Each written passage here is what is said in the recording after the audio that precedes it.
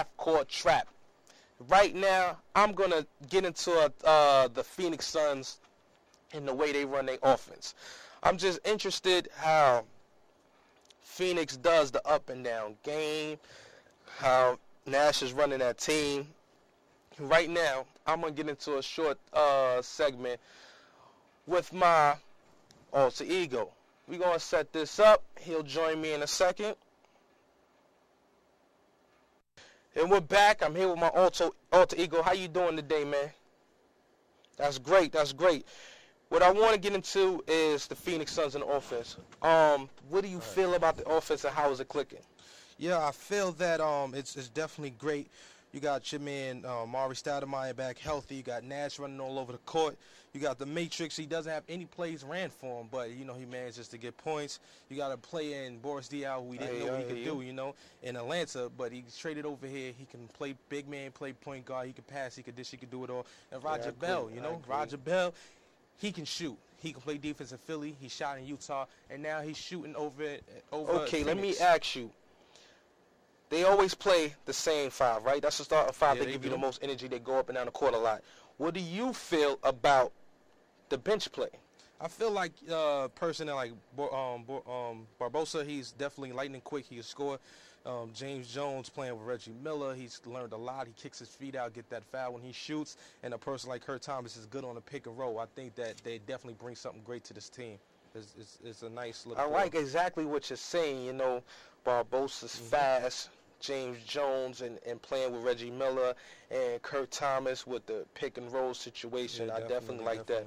I want to know, what do you feel about the new acquisitions of Jalen Rose and Marcus Banks? I don't feel that they really gel with the team yet. You tell me what you feel about the situation. Well, my beef with Jalen Rose is that, you know, he hasn't provided what Tim Thomas brought when he came to the team. Jalen Rose has been a little quiet, hasn't really fed into the offense yet, but he can score. And then a person like Marcus Banks, I wouldn't have necessarily signed him, and he hasn't provided any offense at all, backing up Steve Nash, but, you know, we're happy that he I agree. Offensively, Marcus Banks hasn't really been a catalyst for them, but, you know, and we're happy to see that he's getting the work that a lot of players wish they had. Yeah, definitely. I want to ask you, what do you feel about, for those who don't know, the Phoenix Suns had the 21st pick and the 22nd pick in last year's draft. What do you feel about those picks that they had that they didn't take advantage of? Well, my issue with that is that they picked Rajon Rondo and traded him to Boston. He's a good point guard, has a lot of skills. But they passed up Marcus Williams, so they could have kept that, could have backed up Steve Nash. We know what he's doing in New Jersey for Jason Kidd. So to have him on that team would have been great. And I think that they really missed out on that one. So, you know, they could have used the person. Okay, I want to ask you about the 27th pick. Sergio Rodriguez. Yes, sir. What do you think about that pick? I didn't really like the pick because they traded him away, and they had an opportunity to pick up a person like Steve Novak, 6'10", can shoot out the lights.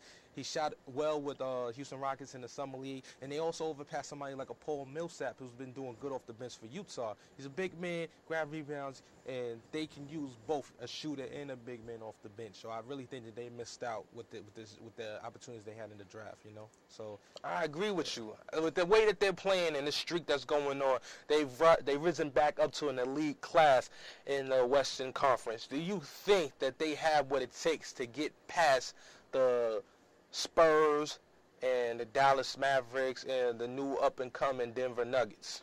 Well, my problem is the Spurs always are a dominant team. They're always going to be in a playoff race, the way that Greg Popovich runs a team. And you look at a team like Dallas, who's stacked up again, always stacked up with a lot of players. It's going to be hard for them to get past definitely that. think this is going to be interesting.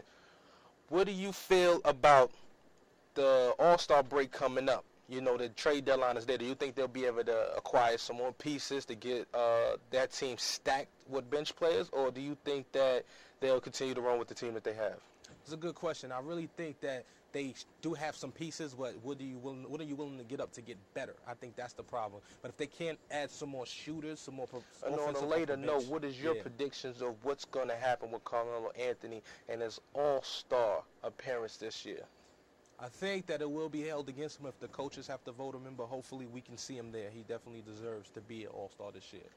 All right, I'd like to say thank you for your time. Thank you for your time. Ant Smalls, my alter ego. And we're going to get into the next topic, which is politics.